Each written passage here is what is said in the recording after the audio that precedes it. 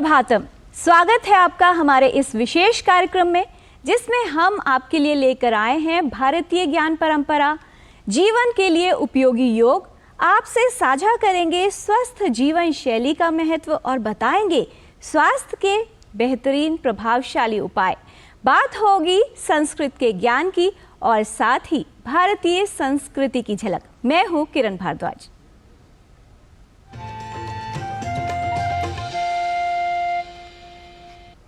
समय का चक्र निरंतर चलता है, पल पल जीवन की दशा और दिशा बदलता है। हर दिन में होती है कुछ नई बात, नया दिन आता है नई आशा नई उमंग के साथ। क्या है आज की तिथि, वार और नक्षत्र, देखते हैं आज का पंचांग।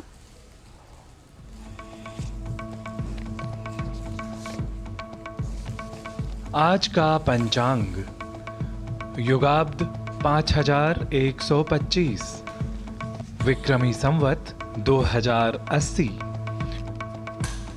शक संवत 1945, दक्षिणायन, हेमंत ऋतु,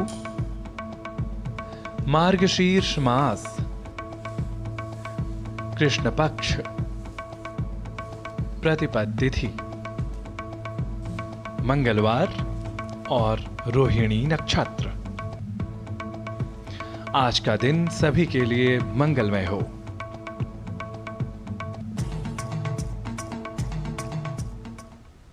भारतीय परंपरा में साहित्यिक ग्रंथों का महत्वपूर्ण योगदान है।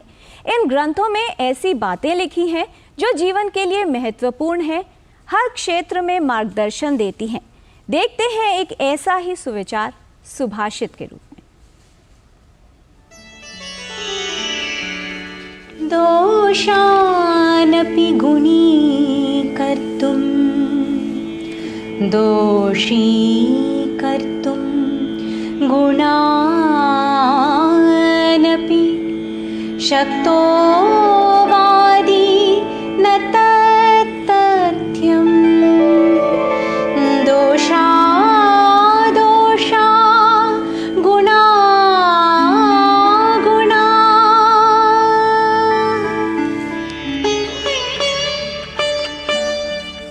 वाद विवाद में कुशल व्यक्ति दोषों को भी गुण और गुणों को भी दोष सिद्ध करने में समर्थ हो सकता है, किंतु वह सत्य नहीं होता।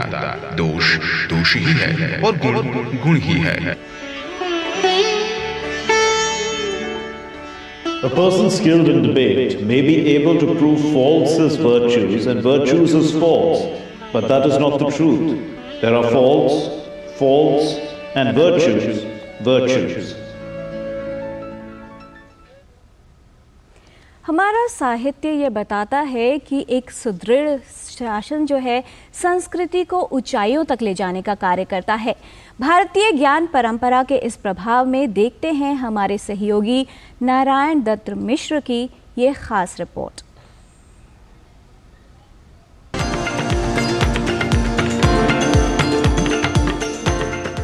भारतीय ज्ञान और विज्ञान की समृद्ध ऐतिहासिक परंपरा, जिसे पल्लवित और पुष्पित करने का श्रेय न केवल ऋषियों, महर्षियों और तात्कालिक वैज्ञानिकों को दिया जाता है, बल्कि तात्कालिक राजनीतिक, सामाजिक, सांस्कृतिक परिस्थितियां भी इस ज्ञान परंपरा की समृद्धि में कमोबेश सहायक रहीं।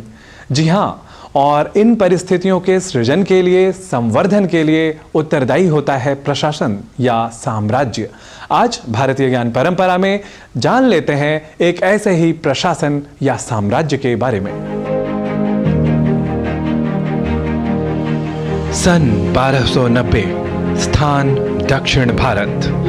भरे पूरे नगर, सजे हुए बाजार, मंदिरों से उठती भक्ति संगीत की स्वर लहरियां, चारों ओर शांति और प्रफुल्लता। अचानक इस शांति को भेद देता है एक काला तूफान, जो पहले ही समूचे उत्तर भारत को अपने अंक में लपेट चुका था, और इस तूफान का नाम था अलाउद्दीन खिलजी। सबसे पहले उसने देवगिरी के यादवों के राज्य को लूटा और अपने अधीन किया, और फिर एक के बाद एक उसने और उसके प्रतिनिधियों ने दक्षिण के सभी प्रमुख राजवंशों को तहस नहस कर दिया। विध्वंस के इस तूफान को रोकने का कार्य किया दो अद्वितीय शूरवीरों ने, जिनका नाम था हरिहर राय और बुक्का राय। इन दो भाइयों ने वर्ष 1336 में तुंगभद्रा नदी के तट पर एक राज्य की नींव रखी, जो आगे चलकर विजयनगर साम्राज्य कहलाया। यह भारत के इतिहास का सबसे वैभवशाली साम्राज्य माना जाता है, जहां आर्थिक, सामाजिक, सांस्कृतिक प्रगतियों ने अपने चरम को प्राप्त कर लिया था। हरिहर और बुक्का राय ने न केवल एक मजबूत राज्य की स्थापना ही की, बल्कि आगे चलकर विजयनगर की सेनाओं ने समूचे दक्षिण भारत को आक्रमणकारी यवनों से मुक्त करा लिया। अगले 250 वर्षों तक यह साम्राज्य उत्तर में महाराष्ट्र की सीमा से लेकर दक्षिण में हिंद महासागर तक फैला था।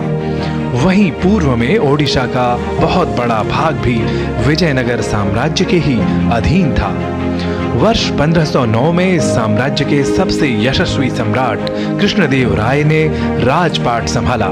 कृष्णदेव राय के समय विजयनगर का वैभव सुदूर ब्रह्मदेश अथवा बर्मा एवं दक्षिण पूर्व एशिया के देशों तक फैल गया। इस दौरान आए इटली के यात्री डोमिनी पेइस और निकोलो कोंटी ने लिखा है कि विजयनगर से अधिक वैभवशाली नगर विश्व में कोई नहीं था।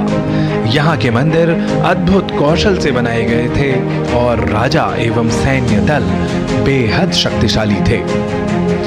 इसी विजयनगर की शक्ति और वैभव ने विजयनगर साम्राज्य को एक महान साम्राज्य के रूप में स्थापित किया। आज भी कर्नाटक के हम्पी में स्थित इस साम्राज्य के अवशेष अपने गौरव और वैभव की कहानी जीवंत करते हैं। अंतर्राष्ट्रीय संगठन यूनेस्को ने भी इन्हें संरक्षित स्मारक के रूप में मान्यता दी है।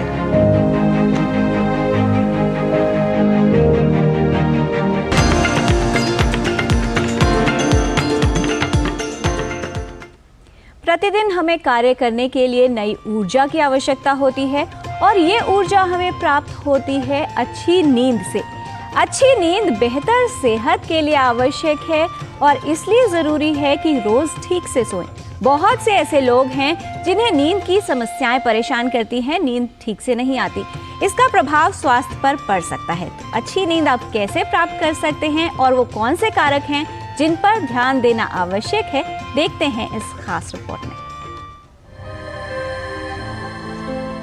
स्वास्थ्य के लिए नींद का विशेष महत्व है। दिनचर्या में नींद एक प्राकृतिक और आवश्यक भाग है जो हमें ऊर्जा प्रदान करती है। ये स्वस्थ जीवन जीने के लिए आवश्यक है। गहरी व पर्याप्त नींद हमारे मन और शरीर को संपूर्ण विश्राम देती है, जिससे हम ताजगी महसूस करते हैं और ऊर्जावान तथा प्रसन्न रहते हैं। कई कारक हैं जो नींद को प्रभावित करते हैं।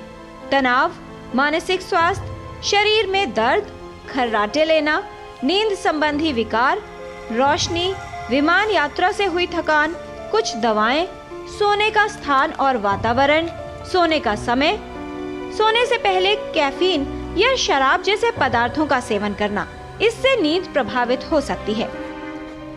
कुदरत ने नींद इसलिए बनाई है कि जो शरीर में दिन भर में जो आपने काम करा है, जो आपके अंगों ने काम करा है, उसमें जो डैमेज होती है, उसका जो रीजनरेशन होता है, उसका जो उसे रिकवरी होती है, वो नींद में होती है। और नींद बड़ी महत्वपूर्ण है। और नींद में ये ना सोचे कि एक नींद हो गई ख़त्म हो गई। नींद के भी हिस्से होते हैं। रेम स्लीप होता है, नॉन रेम स्लीप होता है, उसके 4 स्टेज होते हैं, तो सबके अलग अलग फंक्शन है।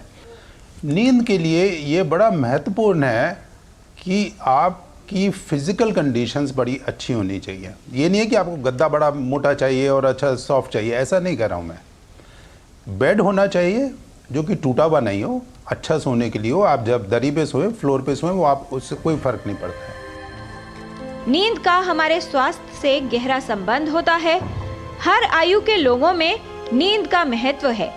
कारण भले ही अलग हों, लेकिन बच्चों से लेकर बड़ों तक कोई भी नींद की समस्या से प्रभावित हो सकता है। यदि नींद ठीक से ना आए तो इसका प्रभाव एकाग्रता और दिनचर्या पर पड़ने लगता है। उसमें कई तरह की समस्याएं हो सकती हैं। यदि नींद न आना रोज की बात बन जाए तो शारीरिक और मानसिक स्वास्थ्य प्रभावित होने लगता है। 3 चीज बड़ी महत्वपूर्ण है। एक तो उसमें महत्वपूर्ण है नॉइज नहीं होनी चाहिए, शोर नहीं होना चाहिए, बाहर का हो या अंदर का हो। लाउड म्यूजिक नाइट में तो बिल्कुल ही अच्छा नहीं है। हेडफोन लगा के आप सोएंगे वो भी अच्छा नहीं है।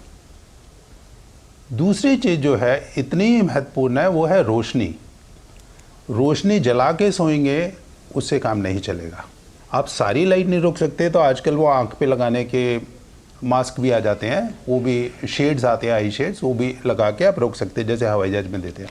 और तीसरा जो है उसमें टेम्परेचर का महत्व होता है, जो कि वातावरण में कितना ठंडा या गर्म है उसमें नींद अच्छी नहीं आती है। लेकिन इससे भी इम्पॉर्टेंट एक होता है कि आपका मन जो है शांत होना चाहिए। कई तरीके हैं, आप मेडिटेशन करें, आप उसका हल निकालें, आप अगले दिन क्या करना चाहते हैं वो करें, या जो आपने अच्छे काम दिन में करे हैं उसके बारे में सोचें, लेकिन मन शांत तो नींद अच्छी। यदि आपको ठीक से नींद नहीं आती है तो इसे नजरअंदाज न करें, एक विशेषज्ञ को दिखाएं और इसका कारण अवश्य जान लें। अच्छी नींद के लिए कुछ बातों का विशेष ध्यान रखें। अच्छी नींद आपके स्वास्थ्य को बेहतर बनाए रखने के लिए उपयोगी है। किरण भारद्वाज, डीडी न्यूज। योग स्वस्थ जीवन का महामंत्र है, जो न सिर्फ हमें रोग मुक्त जीवन दिलाता है, जीवन का दर्शन देता है और साथ ही बीमारियों से बचाव भी करता है। आइए समझते हैं कि कौन सी वो योगिक क्रियाएं हैं जो आपको बेहतर नींद में सहायक हो सकती हैं और आपके मन को शांत कर सकती हैं।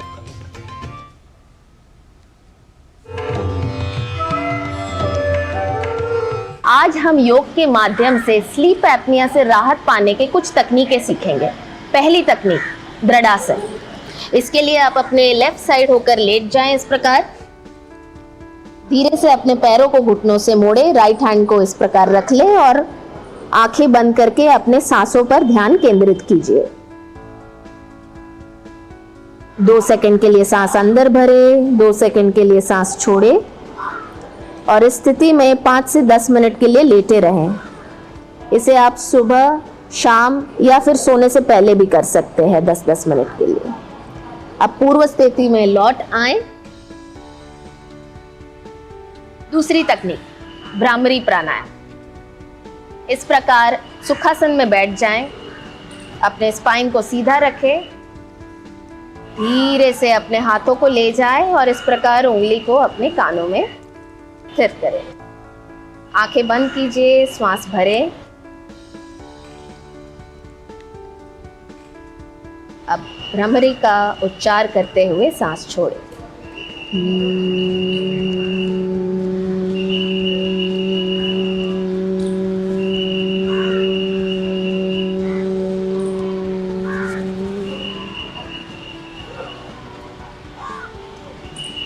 इसका अभ्यास आप 3 से 4 बार कर सकते हैं। नमस्कार। स्लीप एपनिया, नींद में कमी या नींद ही नहीं बराबर आ रही है, इसके लिए ज़रूरी है कि एक समय रखिए सोने का, फ़ायदा होगा। दूसरा, सोने के पहले जो पानी पीते हैं वो 5 बजे के बाद शाम के पानी कम पीजिए या लिक्विड बहुत कम पीजिए। और तीसरा, जितना हो सके मन को शांत रखने का प्रयत्न कीजिए। मस्त रहिए, अच्छी नींद आएगी ही। साइड पे हमेशा सोना चाहिए, पीठ के बल नहीं, अच्छी नींद आएगी। नमस्कार। संस्कृत का साहित्य अत्यंत प्राचीन, विशाल और विविधतापूर्ण है। संस्कृत के व्याकरण और वर्णमाला का ज्ञान दे रहे हैं हमारे सहयोगी गवीश द्विवेदी।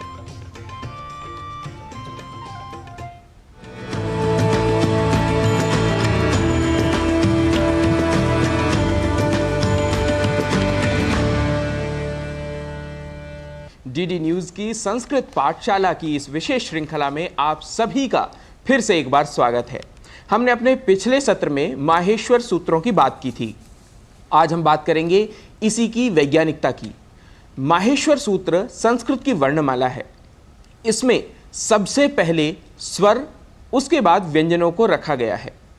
अपना अपना इनका उच्चारण स्थान है जिनकी हम बात करेंगे।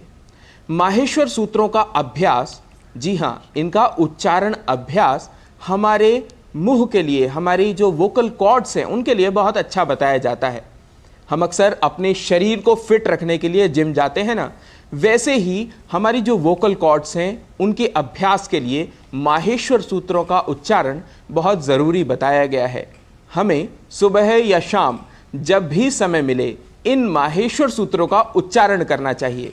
इससे किसी भी भाषा सीखने में आपकी बहुत ही गति जल्दी बनेगी, आप बहुत ही जल्दी कोई भी भाषा सीख सकेंगे। अभी हम बात करते हैं संस्कृत भाषा की। संस्कृत भाषा के ये सूत्र अपने आप में बहुत वैज्ञानिक हैं।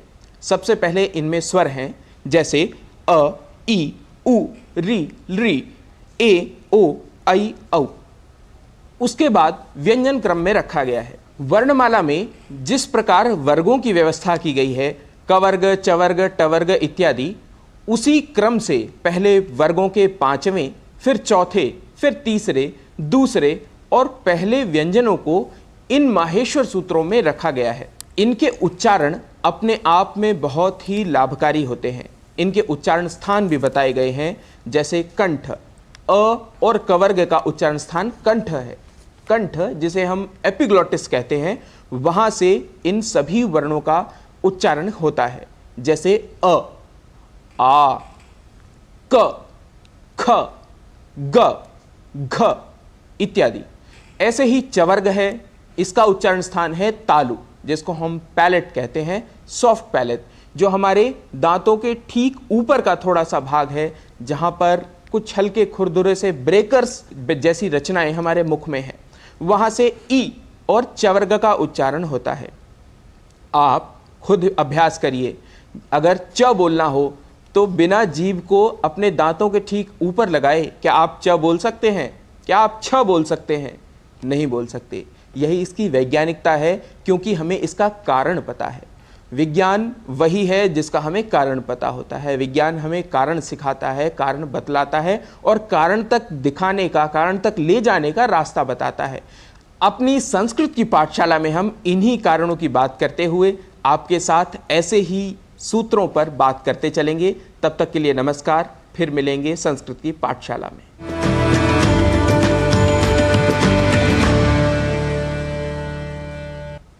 समाज के लिए कुछ अच्छा कार्य करना हो तो धन से अधिक आवश्यक होता है मन। समाज में शिक्षा का प्रसार करना एक महत्वपूर्ण कार्य है और ऐसा ही कुछ कार्य कर रहे हैं हिसार शहर के शिवनगर के कुछ युवा, जो गरीब बच्चों को निःशुल्क शिक्षा दे रहे हैं और अज्ञानता को दूर कर रहे हैं। देखते हैं ये खास रिपोर्ट। कहते हैं समाज में कुछ अच्छा करने के लिए धन की नहीं, मन की ज़रूरत होती है। अगर किसी को समाज की भलाई के लिए कुछ बेहतर करना होता है, वो साधन जुटाने से ज़्यादा प्रयत्न करने पर ध्यान देता है। ऐसे ही सामाजिक भलाई और नेक काम करने में लगे हैं हरियाणा हिसार शहर के शिवनगर के रहने वाले कुछ युवा, जो समाज के गरीब और बेसहारा बच्चों को निःशुल्क शिक्षा देकर उन्हें समाज की मुख्य धारा में लाने का काम कर रहे हैं। ये प्रयास साल 2018 में शुरू हुआ था और अब एक मुहिम बन गया है। यहाँ लोग सेवा भाव से काम करते हैं। प्रयत्न संस्था से जुड़े ये स्वयंसेवी दिन रात शिक्षा की अलख जगाने में जुटे हैं। 3 बच्चों को शिक्षित करने से शुरू हुआ ये सफ़र अब 150 बच्चों तक पहुँच गया है। एक समय में इन बच्चों में से कुछ बच्चे नशे के आदी हो चुके थे, तो कुछ गलत राह पर चल रहे थे और कुछ बेसहारा थे। हिसार के सामाजिक कार्यकर्ताओं और सामाजिक संगठनों के सहयोग से आधुनिक क्लासरूम बनाए गए हैं। यहाँ पढ़ने वाले बच्चे कंप्यूटर और टैबलेट पर पढ़ाई कर रहे हैं। शिक्षक अनिल बताते हैं कि यहाँ पढ़ाई करने वाले बच्चे वेबसाइट बनाने जैसे काम चुटकियों में कर लेते हैं। बच्चों को यहाँ शिक्षा के साथ साथ व्यवहारिक ज्ञान के बारे में भी जागरूक किया जाता है। एक पेड़ के नीचे मैं कहूँ कि 3-4 बच्चों के साथ हमने शुरुआत की थी, मेरे दोस्तों के साथ, और फिर कि कारवां बढ़ता ही चला गया और आज लगभग हमारे पास 150 बच्चे हैं। 150 ये वो बच्चे हैं जिनको मैं कहूँ कि वो शिक्षा की मुख्य धारा में थे ही नहीं, मैं कहूँ कि अलग अलग, मैं कहूँ कि वो भटके हुए बच्चे थे, उनके पास कोई दिशा नहीं थी। मैं कहूँ कि उनके हाथ में जो मैं कहूँ कि पेन कॉपी देना भी अपने आप में एक बड़ा चैलेंज था। आज वो बच्चे वेबसाइट डिज़ाइन, डेवलपिंग और भी मैं कहूँ कि ज्योग्राफी और बहुत सारे और जो सब्जेक्ट हैं जिनके ऊपर उनकी बहुत अच्छी कमांड है। जी बहुत अच्छी पढ़ाई चल रही है बच्चों की। और मेरा पोता 8वीं में पढ़ता है, एक लड़की है मेरी पोती, वो 7वीं में पढ़ती है जी। बहुत अच्छी पढ़ाई चल रही है। अलील मास्टर से जिस से आए हैं बच्चों का बहुत सुधार हो गया। और जी हमारे बच्चे को हमने इतनी आस नहीं थी भाई इतने बच्चे हमारे इधर पढ़ाई कर जाएंगे। मैं 9th क्लास में पढ़ता हूँ और मैं इंडिया के बारे में बताऊँगा। इंडिया, जिसके हम इंडिया की राजधानी न्यू दिल्ली है और ये काफ़ी सारे देशों से टच होता है, जैसे कि पाकिस्तान, अफगानिस्तान, नेपाल, भूटान, बांग्लादेश, म्यांमार। और यह 3 तरफ से पानी से घिरा हुआ है, एक तरफ अरेबियन सी, एक तरफ बे ऑफ बंगाल, एक तरफ इंडियन ओशियन। यहाँ शिक्षित होने वाले बच्चों में पढ़ाई की वजह से आए सकारात्मक बदलाव से उनके अभिभावकों के चेहरे पर खुशी साफ तौर पर देखी जा सकती है। प्रयत्न एनजीओ में पढ़ाई करने वाले सभी बच्चों को शिव तांडव पूरी तरह कंठस्थ है। कोई बच्चा भूगोल की गहरी जानकारी रखता है तो किसी को पूरी पीरियोडिक टेबल याद है। Bureau report, DD news. शिक्षा और ज्ञान हमें जीवन का सही मार्गदर्शन देते हैं, कठिन परिस्थितियों का बेहतर सामना करने की समझ देते हैं और अज्ञानता के अंधकार को दूर करते हैं। तो आप भी आज से ही कोई प्रण लें कि दिन में कोई एक अच्छा कार्य जो समाज के लिए बेहतर हो, समाज के विकास के लिए उपयोगी हो, अवश्य करेंगे। भारतीय परंपरा और संस्कृत के ज्ञान का सिलसिला हम जारी रखेंगे अपने इस विशेष कार्यक्रम में। आज के लिए फिलहाल इतना ही। हमारी पूरी टीम को दीजिए अनुमति। नमस्कार।